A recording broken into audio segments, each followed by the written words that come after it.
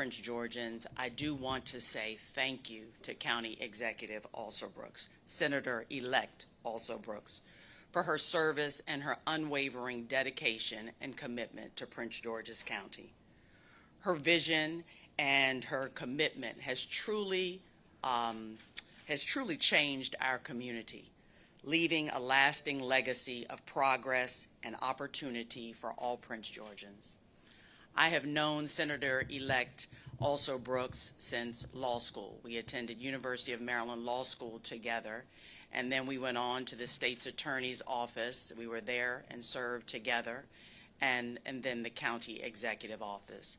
I have worked for her and with her, and I can tell you that I am a better leader because of that. I may be new to the position of county executive, but I have a long-standing dedication to this county. I have been in public service for almost 20 years, and I have always had one focus, and that is to do the right thing. I've been committed to leading with principle, serving with integrity, and maximizing community impact. I'm a person whose faith in God and values directs me and motivates me. I have been committed to public service since I graduated from the University of Maryland Law School, and I started, as I've already mentioned, as a line prosecutor in the state's attorney's office. The commitment to public service stayed with me as I worked in private practice and then moved on to principal deputy, came back to the state's attorney's office and was appointed principal deputy state's attorney. I then went on to serve the county as county deputy attorney, where I provided legal counsel to various government agencies. I really learned the government in that role and helped manage the administration of the county attorney's office. I have carried the commitment of public service and work ethic with me when I went on to become the Deputy Chief Administrative Officer for Government Operations under County Executive Alsobrooks, helping to streamline county operations and enhance public service delivery. My commitment to public service and hard work has been the foundation of my time as CAO, where I also served as a special advisor to County Executive Alsobrooks and provided her counsel on difficult policy and fiscal matters, and led the administrative operations of the executive branch of this government.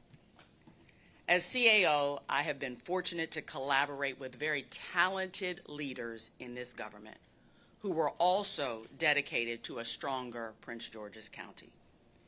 I have had opportunities to empower others that have the same spirit of service and hard work as I do.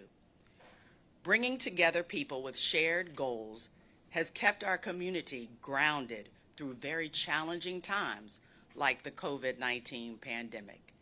It seems so long ago, yet it's not. My desire to serve the public well has helped guide me through unprecedented times and helped me to lead efforts to transition our county workforce during the pandemic to remote operations, establish vaccination centers, and manage federal relief funds with fiscal responsibility. So as I take on this role of acting county executive, my commitment to public service and hard work remains the same. My commitment to do the right thing on behalf of Prince George's County and our residents. My desire to work with anyone who shares that same vision. I pledge to continue to prioritize resident services, to optimize government efficiencies, and to further the priorities of the prior administration, the Alsobrooks administration. I'm dedicated to working with council during this period of transition to maintain fiscal responsibility. And with that, I'll answer any questions that you may have. Yes, and just first question, given your track record and everything, and as you're leading this transition period, are you thinking about throwing your hat in the ring to be the permanent county executive? I am not. But happy to serve in this transition role and I feel it in an honor to serve. Thank you. Thank you. Go ahead. I don't know whether I'm. Okay. Thank you. Good morning. I would just follow up on that. How come you wouldn't want to? And also talk a little bit about what you see your vision is in moving the county forward. Although you've worked with County Executive Alsobrooks, she said you've known her for many years. Do you see that vision as the same as what she's done? Well, because I'm appointed in this role and have taken on this role pursuant to the charter, I see my vision is a little different, and I believe that I'm here to maintain the stability of the government and to help us transition smoothly when a new county executive is elected. So you don't see changing any policies or anything like that? Same question, basically. You got to generate a budget, right? I do have to, yes. What's your guiding principle going to be for that? Well, fiscal responsibility. We are certainly in challenging economic times. You all have heard from the state. I think we're facing a deficit of about $150 million right now for FY26, a projected deficit. And I have always, as CAO, it was my responsibility to lead our effort to develop a budget. And I've taken that responsibility very seriously, and I'm going to continue to do so. So now that Ms. Alsobrooks, that pesky Ms. Alsobrooks is out of the way, do you envision changing anything at all? Is there more you want to do or less you want to do? When you say changing anything at all, you know, Any priority, anything different than what we have seen over the last 6 years? I don't, as I stand here today, I don't see making any changes that are unnecessary. But I will say that, I have to take it day by day and deal with the challenges that are presented to me. Good morning. Just a multi-pronged question. We just had the council meeting yesterday, everything that happened with the chairmanship and things like that. How do you foresee working with the new council? And there's some obvious division there in terms of vision and certain priorities in terms of spending and senior tax credits and things like that going forward. How do you see that relationship? And then you could talk a little bit about some of the bigger items such as the stadium. There's a lot of talk in DC and on Capitol Hill of DC getting control of RFK, bringing the team there. Not sure of the timeline on that. That would be a big loss for the county. And then also still trying to secure the FBI with that uncertainty. Well, let me take the first one, if I remember the order of your questions. As it relates to the council, I have enjoyed a healthy relationship, I believe, with each of the council members as the chief administrative officer. And I look forward to them setting aside their divisions, whatever they may be, and so we can work together to really work on behalf of the Prince George's County residents. And then FBI and safety. As it relates to the FBI, I'm looking forward to it coming. We're planning. Our economic development team continues to plan. There was a process, I think probably about a 10-year process, and we were successful at the end of that process. And so I'm hopeful that the FBI will come to Prince George's County. I'm looking forward to it coming to Prince George's County, and we're going to continue to prepare. With the stadium, just real quickly, because that is a very hot topic right now that on Capitol Hill as far as that RFK site.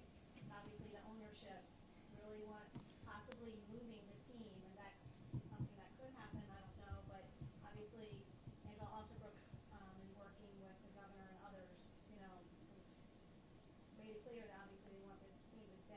But Well, I want the team to stay too.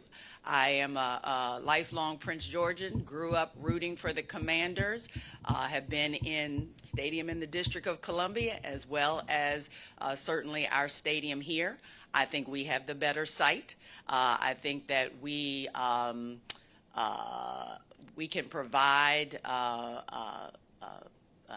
more opportunity in terms of development. But the Commanders owners certainly will make their choice, and we will continue to prioritize that area. It's an important area to the county, and we have every plan, we have every intention on continuing to revitalize that area. Yes, there's been talks from the Trump administration about shrinking the federal workforce. I spoke with Councilmember Ivy. She mentioned there are about 70,000 federal workers who live in Prince George's County. Can you talk about how, if the federal workforce were to shrink, how would that impact the county economy here in Prince George's? Well, it certainly would impact the county. We have a large number of federal workers that live in our county, and we're committed to those workers and to do whatever we can to support those workers. Brashear Baker had issued a statement yesterday calling on council members who plan to run for county executive to recuse themselves from any vote on when a special election may happen. Do you have any thoughts on that? Do you agree with that? I'm going to let the council members' conscience guide them as they make those decisions. Do you have any opinion on that? I do not. I'm not going to offer an opinion on that. Just have a question kind of piggybacking on that, as far as addressing, citizens, the feeling of election fatigue, at least 3 of the people that have announced plans to run for the county executive, if they were to get another election, would have to be up for their seats. District 5 already has to have a special election to fill the seat. Now that Jolene Ivey is from that large council member, have there been any plans to streamline this process? Well, let me say this. The council is required to meet by the 12th. So next week, I believe that's a Thursday.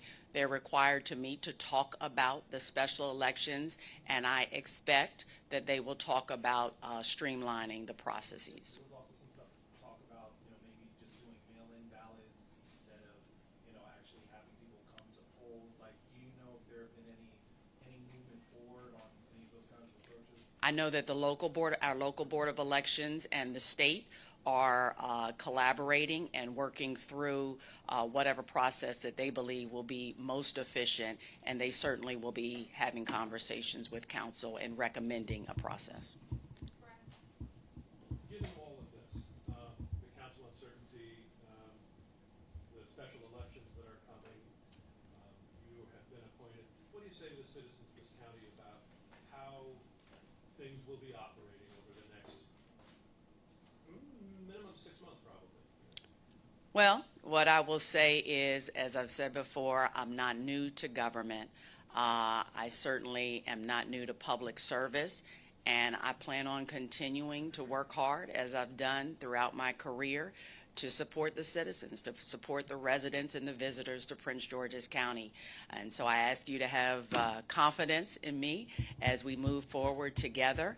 I believe in keeping the trains running, and that means, trash is still picked up. If we get snow on Thursday, then snow is removed quickly, and I pledge to do that for whatever time I have in this office. Kind of highlight in terms of trains moving. Part of the job, as you know, is talking to state officials. Do you see yourself at this particular juncture going down to Annapolis promoting some county priorities? I absolutely do, but I cannot spell out what those priorities might be, other than we continue to be very focused on our healthcare infrastructure. During COVID-19, really our needs were laid bare for everyone to see and to understand that we need to continue to prioritize healthcare here in Prince George's County. And so I expect that that will be one of our priorities in Annapolis. We'll follow up and then final question. Thank you. If you could, Madam, just expand a little bit about what type of health care you'd be seeking. Well, when you say what type of health care, I'll rephrase. In terms of looking for, say, more funding for mental health services, more funding for helping to bring nurses. Yeah.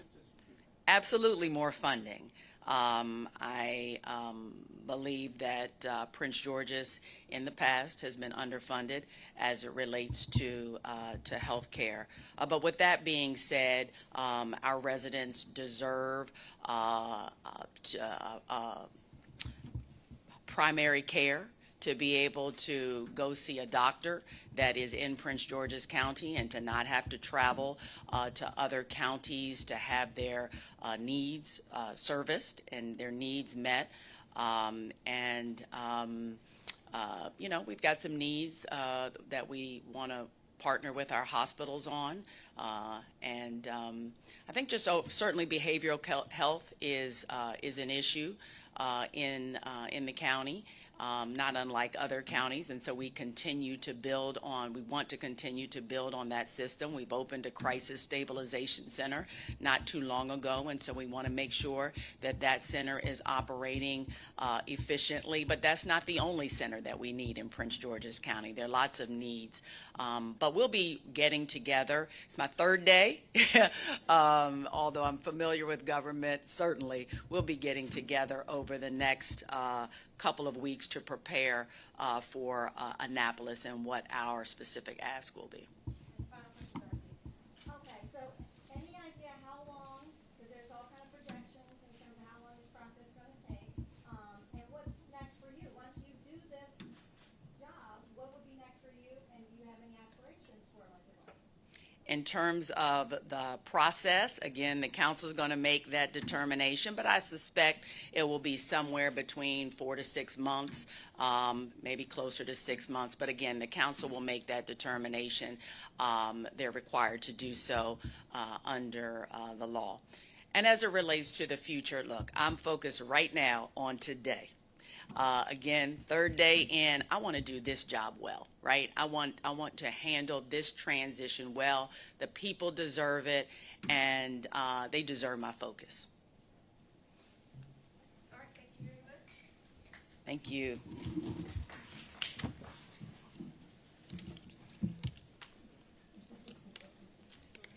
Oh, that's right. I wanted to give you guys an update about the county executive social handles. So all of you very graciously followed CEX Alsobrooks. As you know, she's now Senator-elect, and we are no longer using those handles. So the County Executive's Office of Communications, working together with our award-winning Office of Information Technology, is today debuting new county executive handles for the Office of the County Executive. That handle is PG County Exec at all platforms, on all platforms. So right now we're up on X, Instagram, and Facebook, and we'll have additional handles added soon to include an official county executive Flickr. So currently that's where you'll find updates from the Jackson administration. And moving forward, those will serve as official handles for all Prince George's County executives moving forward when they are conducting government business. This approach aligns with state and federal best practices for public office holders. So these accounts will remain with the county regardless of who holds the office, ensuring enhanced security, seamless transitions between administrations, and comprehensive archival of each administration's work. Thank you very much for coming, and we'll see you when we have more news.